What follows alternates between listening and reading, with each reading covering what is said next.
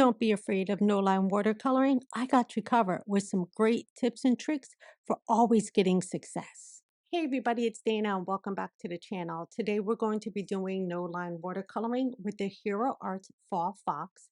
I'm also going to be doing or using liquid watercolors, and these are in the colors terracotta, cocoa, and coffee, and the white liquid watercolor also from Hero Arts, as well as the bronze metallic ink.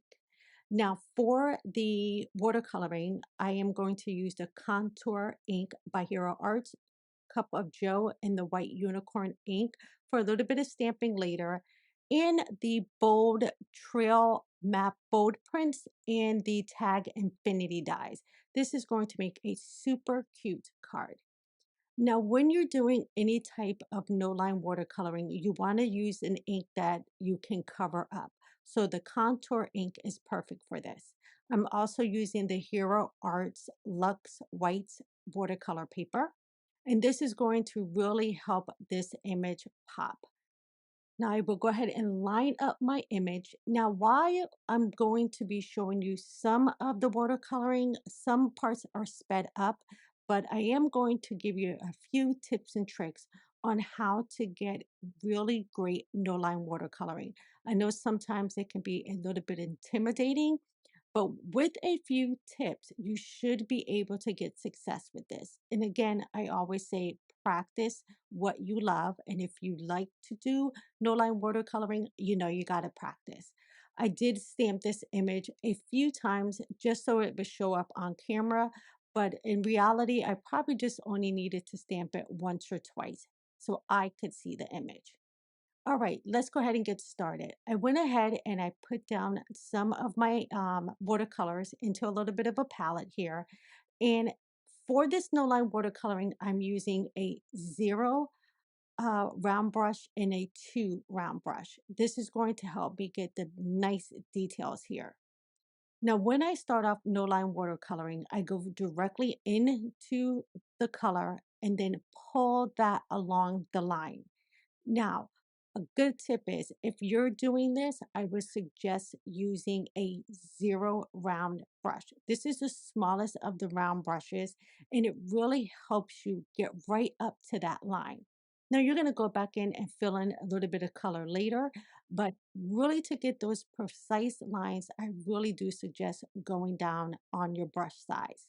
And as you can see, I do like to spin my paper so I can get that watercolor right close to that line. Sometimes if you're trying to do no line watercoloring and your image is kind of tilting away from you and you cannot see the line, you have a tendency not to be directly on the line, or it seems like your image might be a little bit distorted. So if you're like me, I just have a tendency, even when I color, I do this. I have a tendency to move my paper instead of my hand. I hope that makes sense when I say it. I like to always be able to see the line that I'm working on instead of trying to look over or like over a cast shadow to see that line. So as you can see, using that smaller brush and I'm using the terracotta watercolor here, I'm able to get a really sharp line. That's how I like to start anytime I do a very detailed image like this. Next, I'm coming in with a round two brush and I dip that in water and I'm just bringing clear water, clean, clear water here. Now, when I add the color, you can see it blooms. This is what I love about watercoloring. I love to watch color bloom. But as you can see, I did not have to use a lot of that liquid watercolor. I only dipped my brush in there just once and look at all the color I am able to pull. And that's what's great about using liquid watercolor over, let's say, panned watercolor. I went ahead and I dipped my brush back into my water. And as you can see, I'm really able to pull that color. I'm not having to go back into that watercolor at all. And with just using more water, I'm getting a lighter gradient as well. So as you can see, it's a little bit darker at the top. The more water I add, the more color I pull down, the lighter that color is going to be. And that's a great way to get a good gradient using liquid watercolors. So as you can see, my body of my little fox is already done, and it did not take us much time at all. Now I did speed this up. So I think in total, it probably took me maybe 35 minutes to watercolor this. But again, I was listening to music, I was chilling, and I was in a vibe. But as you can see, I'm doing the same thing. I'm coming in first and outlining with that smaller brush. Now, using these kind of detailed brushes really does help when you're doing smaller images like this. Now, if you were doing something larger, you can probably go up to a 2 or a 4 to start off with. But smaller images like this, you're better off using a smaller brush. So again, I went ahead, I outlined everything, came in with that clean water, added just a touch of color, and then it bloomed. So I was able to spread that color around. So as you can see, I'm not using a lot of the watercolor. I'm able to create that just with the water. Now I'm coming in with that cocoa color to do his little paws. Now this is going to be a very monochromatic card. It's going to be all kinds of shades of brown walking us into the fall season. Now, for a little bit of added depth, I did go into that cocoa. I watered it down just so the pigment wasn't really strong.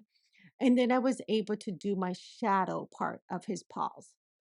So this is a great way to use this kind of image and learn how to mix your colors by adding in more water to a paint ratio and really learning how to create with these liquid watercolors. Again, if you want stronger color, you're going to use less water. If you want a very light color, you're going to use more water. So as you can see, I have my pool of straight color on the side, but if I mix it with the water, I get a lighter variation. I do make sure to dry in between several of my coats. And that's just a good tip as well. If your paper is always wet, everything is going to kind of like bleed together or blend together. If you want crisp lines, then you might want to go ahead and heat set between each layer or make sure to move on to a different section while one section dries. Now I started to really build up this color. I went back in, I made sure to add a little bit more depth. And now with using the smallest of the brush, which is the 0, I'm able to get really soft lines. And this is going to allow me to get like the hair parts of his cute little tail.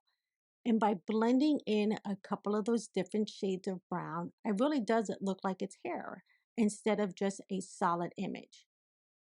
Now, anytime you're doing watercoloring, even if you're doing a monochromatic one that I'm doing here, or if you're doing ones that have lots of colors, let's say the rainbow colors, where we're mixing like our blues and our greens and our yellows, my big tip here is just to make sure that whatever colors sit next to each other are blendable. If you're going to be using, let's say, a orange and a blue, that's going to kind of turn things a little bit muddy. So just make sure to dry in between. Now I went in and I put in his little nose. And now in order to make the lightest color of him, I'm taking a little bit of that white. I'm mixing in a little bit of terracotta. And I'm coming in again and I'm using some white and mixing in a little bit of the cocoa. That's going to allow me to have two shades. One that's a little bit more pinker or peachy and one that is a little bit more taupe. So for the taupe color is what I did the bottom of his face with. That allowed me to have a lighter color of brown. And now the peach one I used to just fill in his ears. Now I hope by giving you guys those little tips and tricks, you'll be confident on learning how to do no line watercoloring, especially with smaller images like this. Now to finish this off, I do need to do his little nose. So I am going to grab a little bit of that coffee color and just add that in. Another thing too with liquid watercoloring, if you're not sure where something goes, look back at the packaging as a reference. And that will also assist you on making sure you're coloring the right lines with the right colors. I'm just going to add a little bit more color right around his little face.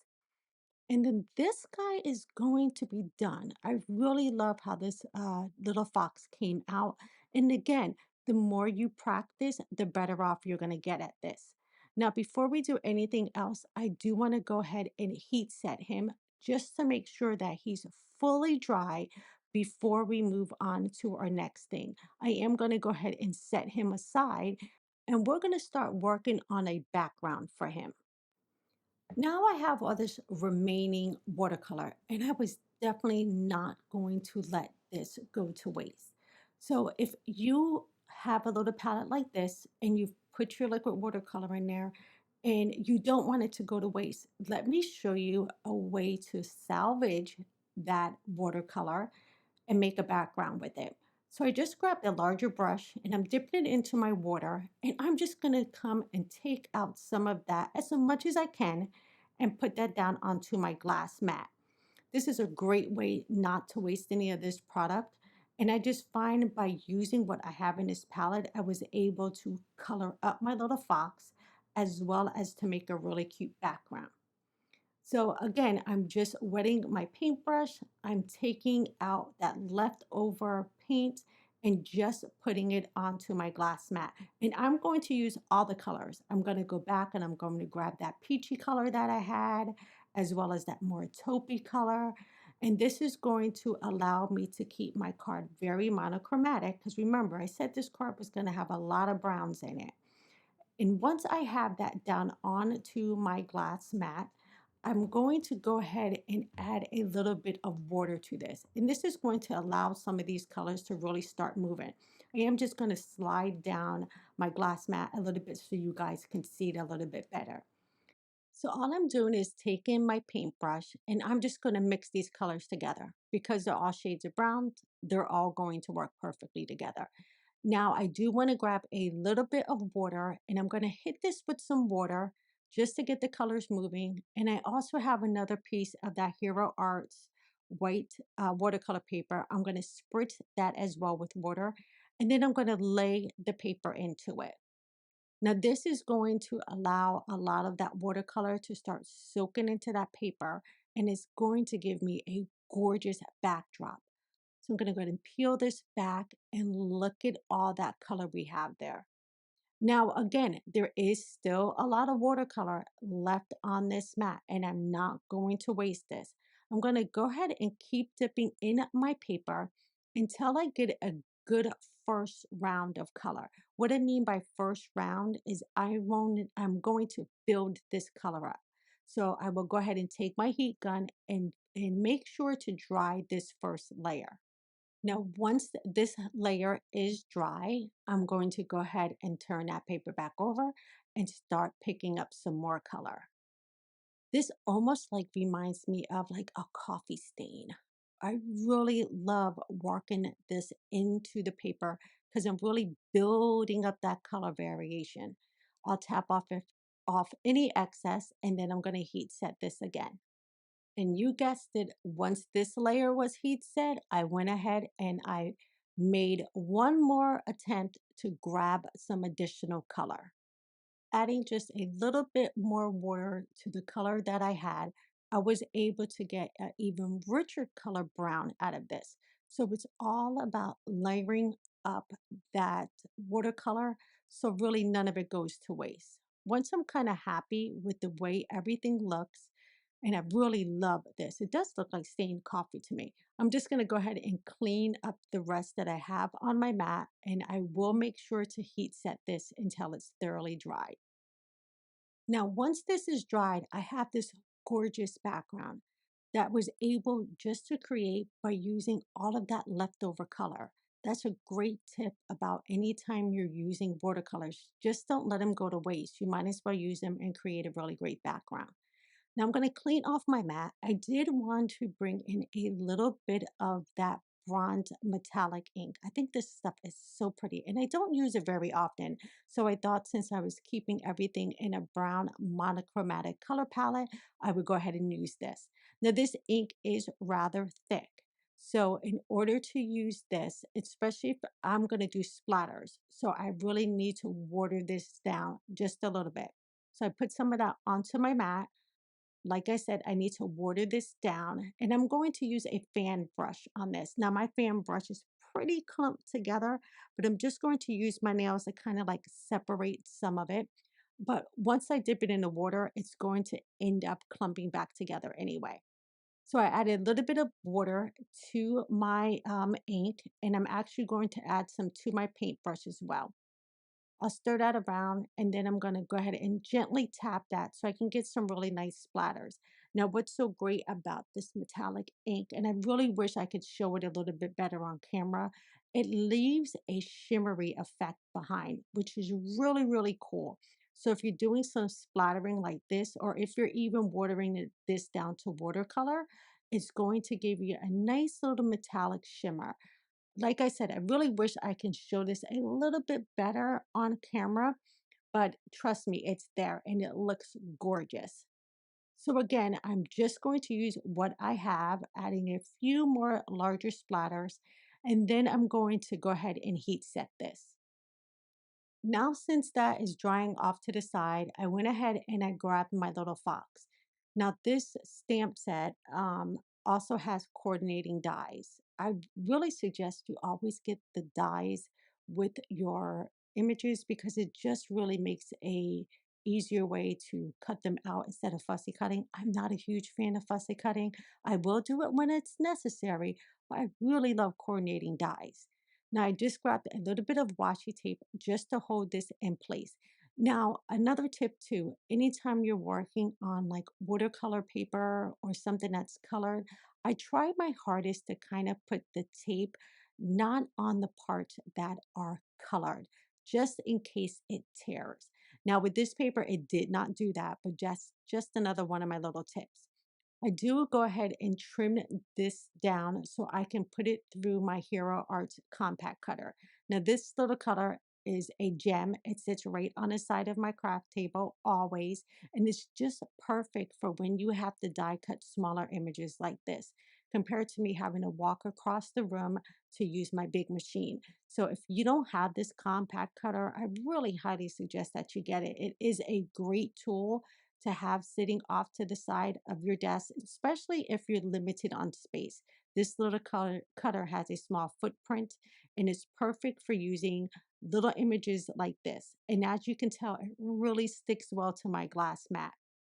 So I can go ahead and pull that off. And now I have this adorable little fox to put onto my card. Now let's go ahead and grab that piece that we watercolored or use the remaining watercolor on. I'm going to grab one of those tag dies and I'm going to line it up in a section that I really like the color. And I think right there works perfectly. So remember, if you're making these type of backgrounds, you don't necessarily have to use the entire background. You can use dies to just cut out a portion that you like and you can save the rest of it for later. Maybe you might want to add a circle to something or a heart. So don't throw out these little scraps when you make these backgrounds because you can definitely use them for other purposes. I do want to grab my larger scissors here. And again, I'm just going to trim this down because this also fits perfectly onto my compact cutter. So I can go ahead and line that up. As long as your die fits in between those two plates, you're going to be able to use this smaller cutter. So that's another little tip. If you have dies, even tag dies like this, if they're small enough, they will fit through this cutter. So I can go ahead and run that through. And now we're going to have this beautiful piece that, remember, we created just from that leftover watercolor that I had in my palette. That gave us a great opportunity to keep this color palette flowing through the card. Now it's time to dress up this little tag. So I went ahead and I grabbed out one of the images in the Fall Fox stamp set. This is a bunch of like little leaves that look like they're blowing in the wind. And I thought that would be great to add a little bit of dimension onto this card. Now, I am using the Cup of Joe because this brown is dark enough that it is going to show up on that dark background. So again, I'm using a lot of monochromatic colors here. I'm keeping everything in the brown family. So it's really introducing our way into fall. Now, if you wanted to, you can also add some greens to this, but I really wanted everything to just match, to kind of be seamless in this design. Once I have the leaves, I bring back in my little fox because I want to make it look like they're swirling around him. So I use him just as a placeholder. Then I go ahead and move him out of the way. And then I can line this swirl of leaves back up and go ahead and take this all the way around the tag. Having these smaller stamps like this is a great way to fill up a card panel, but also to fill up your smaller tags. I know we lean into the holidays and we make a lot of tags. This is a great way to use some of these smaller images. So I went ahead and lined that up. And now I just have one little area that I also need to just add a few of those leaves to. So again, all I'm going to do is pick up that stamp, just line up that little corner. And because all of this is connected, it works perfectly. So I can lay that down, make it look like my leaves are now continuing off of this design, close my lid, and I could just stamp that little leaf. Now, this video was a little bit longer than we usually show on the channels, but I did want to show you how to make that color palette kind of seamless between your image as well as your background. Now, I am using the Happy Fall stamp from the Fall Fox, and I'm going to stamp this in the unicorn white. That is going to pull a little bit of that white from our fox, because remember, we die cut him out, so he has like a little bit of a white border. So by adding in the sentiment in white is going to pull a little bit of that white. Now, once I stamp this down, I am going to heat set this in detail white embossing powder. Now, with using the white ink and the white embossing powder is going to make my sentiment pop a little bit more. So that's a good tip. Sometimes if you use just embossing powder, you might not get that crisp white that you're really looking for. So if you use the unicorn white ink first, before you end up putting on the detail white embossing powder, it's just going to make that white seem a little bit brighter onto your card. So once I have that done, I can go ahead and dump the rest back into my jar and heat set this. Now, once that's all nice and dry, and I do heat from the front and the back, it just gives a better way for your embossing powder to melt. Now, since we have this done, we have our fox done. I did want to bring in some brown cardstock. I think that really grounds everything together. However, just having a cardstock like this, I thought it looked rather plain. So by grabbing the trail map bold print, it was going to give me some texture on the back of this card, but nothing that was going to be too busy. So I am using the Cup of Joe ink to ink this up, and that's going to give me a great tone on tone. Now, the brown cardstock I'm using is Woodland cardstock, and this is such a great earthy shade of brown. All I'm going to do is just line that up right on top of the bold print. And then I'll just use my hands. Now, this is a way to use these bold prints without having to have a MISTI. So all I do is just line it up, rub my fingers over it, making sure to, I try to make sure to hit every area. And then once I lift this back, I have this great design that's, again, just adding some texture, but it's not overpowering the rest of our card. Now we can go ahead and build up our card. Now I did trim down the top of the tag. For some reason, once I put it on the card with this background, I wanted to see a little bit more of the background. So I went ahead and I just removed the top of the tag just by using my paper trimmer. So I did want to pop this up on foam tape just to give the card a little bit of height. And once I place that down, I'm going to put the fox right at the bottom. But because most of the fox is going to be on that little square, I only need to raise up his backside, like where his little tail would be. So just remember, if you're putting something up on dimension, and you're putting something on top, the only part that you're going to need to have foam tape is going to be on the part that is not overlapping. So as you can see, I just cut enough to fit right behind his tail. And then once I put this down, I don't have it uneven. So for the front part of him, I just need to go ahead and add a little bit of glue just to make sure that this sticks to that card panel. And now I can go ahead and just place him down. And look how adorable this card is. And look how cute that watercolored image is. It's not like the stark black line that you would normally see in your stamping. It just really makes the image look a little bit softer. Now, all I have to do is adhere this down to a card base. And I love the Hero Arts side folding card bases. I like the top and the top and the side folding card bases because they're super easy. I can just grab one out and I don't have to worry about trimming out any other cardstock.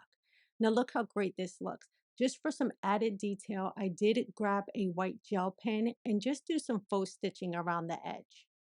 And that is going to finish off today's card. I really hope I inspired you to make a monochromatic card using no line watercoloring and your liquid watercolors.